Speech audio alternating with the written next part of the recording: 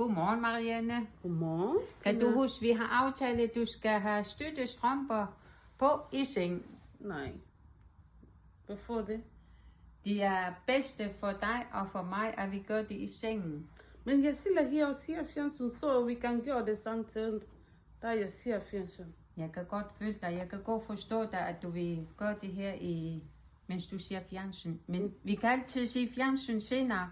Skal vi ikke prøve at have dine støttestrømper på i seng? Ja. Så kan vi altid se fjernsyn. Ja. Ja, det er godt. Du er god til at samarbejde. Sådan. Ligger du godt? Ja. Ja, dejligt.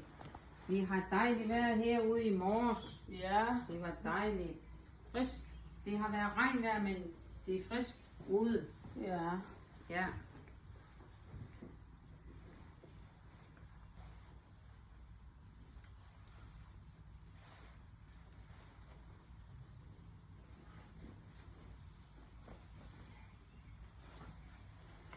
Så. Jeg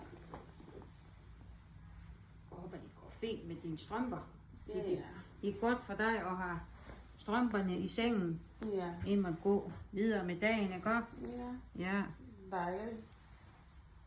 Så sidder den godt. Ja. Godt.